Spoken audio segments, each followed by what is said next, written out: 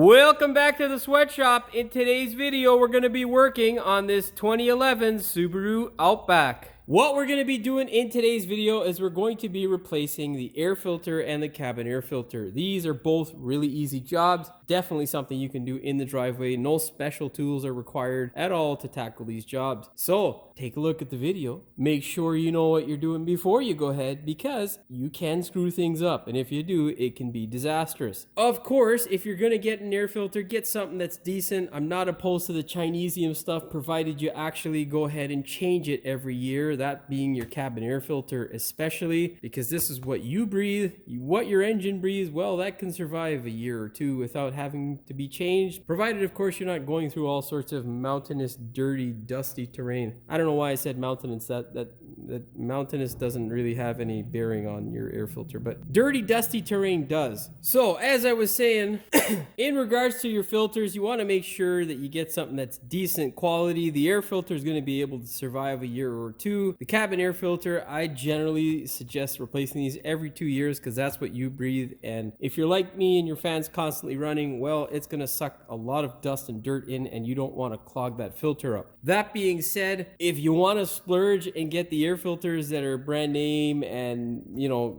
generally much more expensive, not gonna hurt you, just your pocket. The Denso one was basically, you know, well priced. It was a couple dollars off the Chinesium one. So yeah, I got the Denso. Whatever. Does it make a huge difference?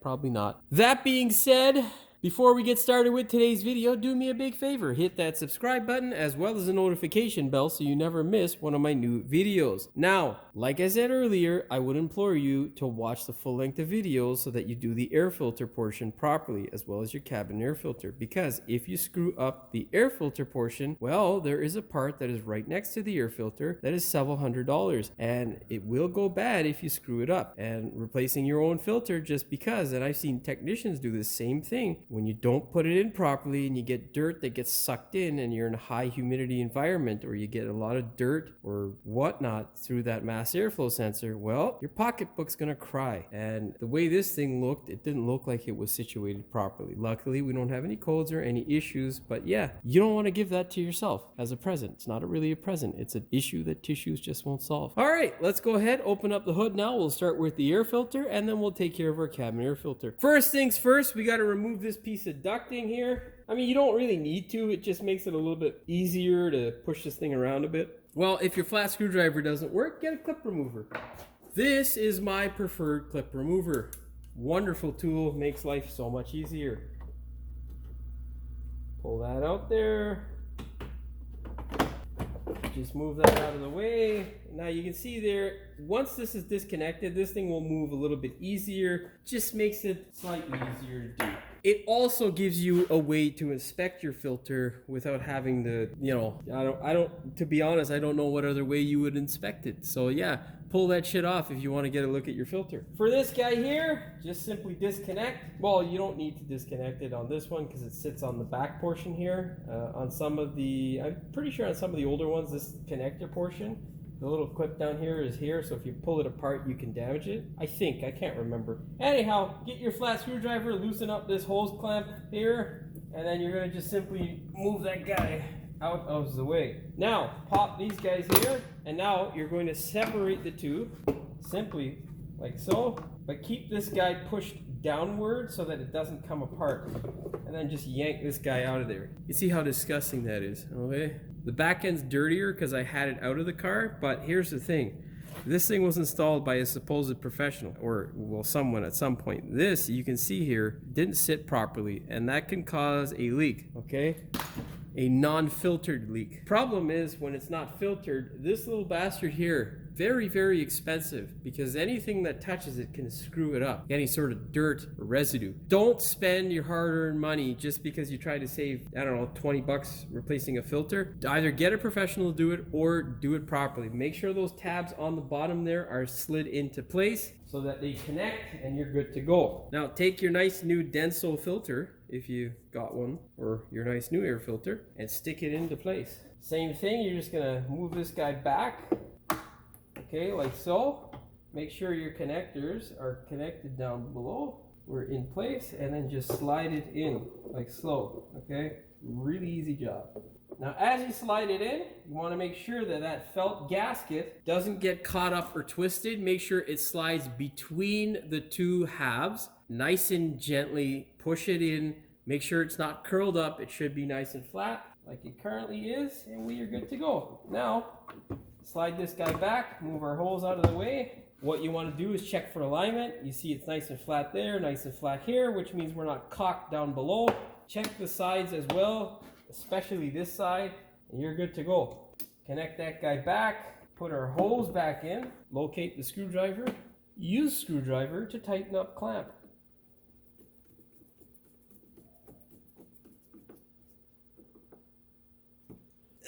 Just give it a little bit more. I like it when it's nice and symmetrical. You know what I mean? Weird like that. There we go. Take a look at your nice new filter. Look how pretty it looks. Now, grab this contraption here. Shove it back into the hole. Like so.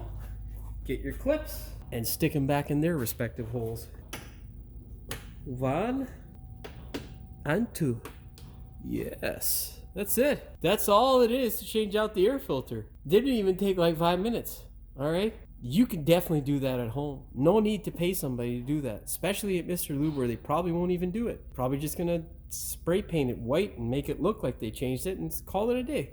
Truthfully, they don't even do it half the goddamn time. You know how many times I've had to argue with these Jiffy Lube places to get money back? It's ridiculous, honestly. Anyhow, I don't want to rant about that. I'm just gonna get pissed off, and then, you know, we'll be here listening to me for about 10 minutes, and well, you guys will probably be skipping forward, but I'm gonna be upset, and I don't want to do that shit. Anyhow, let's go ahead now. We're going to move our car off the hoist, and we're going to get into that passenger side footwell in order to get rid of our shitty cabin air filter. We'll see how dirty this one is. So what you're looking at is obviously the passenger side of the vehicle. You're going to get the door open as wide as you can. Well, unless you're skinny. I'm not really skinny, so we'd like it as large as possible, so, you know, I'm not feeling all crowded and shit. That being said, you'll see off in the distance there, right there is a little tab. We're gonna have to disconnect that guy first, so let's get a close-up and I'll show you just how to do it. Okay, so that's our little tab there. All you gotta do is gently yank it back like so. Now what you're going to do is you're gonna push this piece in so that you gently release the tab that is back here. Okay,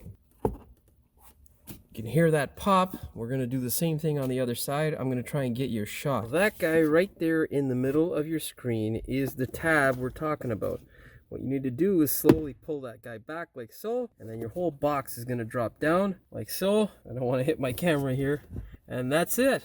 You can see this guy off in the corner. That is our air filter. You can see the direction of the airflow as well as the direction of which this cap is supposed to put back in or to be put back in. What you need to do is slowly grab these tabs here on either side and then just yank it out. This is a bit hard for me to do because the camera is directly in the way. There's one. And now that side, there we go. Now you can see there, well, she ain't looking so nice. Let's grab this thing. Pain in the ass to get out of here, eh? Oh yeah, we got some dirt in there. Yeah, that's pretty nasty. Anyhow, let's get rid of that. And yeah, there we go. There's our wonderful filter. It's pretty nasty in there. Not the worst I've seen, that's for sure. Okay, now you're gonna grab your new filter, slide it into place, make sure the arrow is pointing up like so. And now we simply stick this guy there, back home. Now, one thing I should explain is you see these tabs here? They are to push this guy into place nicely. So make sure you get the tabs in there without breaking them, because if you don't get the tabs in there, you could run the risk of breaking them, and then your filter is not going to really, well, it's not going to work properly, and it's going to bounce around in there, which will be really nice and annoying for you. Okay, make sure these guys clip into place. Okay, and there we go. That is the end of our filter installation. Okay, with our filter installed, all we need to do now is simply make sure that the hinges for our box is in place, and then simply push it back in. now that our box won't fall out, we are good to go and connect our stopper or slow release or easy close sorta, or easy open I guess you would say, connector. Let's go do that. Now literally all you gotta do is just push that guy back into place like so, nice and gently. When you hear it clip, you're good to go. Now verify that it works. That works decently. And now all you gotta do is put all your crap back into your glove box and you are good to go, my friend. You have installed a cabin air filter. Now, of course, don't forget to close the door back before driving it and you are good to go. Now, let's back this thing back up into the hoist and we can go ahead and do my ending. Well, that's all she wrote for this one. Hopefully you found the video entertaining. If you did, please like, share, and subscribe. Don't forget to hit the notification bell so you never miss one of my new videos. And as always, thanks for watching. We will see you in the next one. What we're doing in today's videos... fuck off, I can't. Shit bothers me. Provided, of course, you're not drawing... I'll be back, because that piece of shit compressor's running. Now, take a look through the peephole there to make sure. Oh, fuck. It's been oh, fuck. It's been 2 weeks with this cough and a massive fucking headache now. I'm done with this shit. It's killing me, man. And it's my sinuses. I gotta go to a fucking doctor or something. But anyhow, what I was gonna say before I was rudely interrupted by my lungs and whatnot, push this guy in to release the tab that is upside now gently. Now all we gotta do is simply close this thing. Oh, don't hit the camera. Put your box back into place. No, we're gonna hit the camera. All right, let's set up because it looks retarded now. God, that piece of shit compressor just never fucking relents. Peace.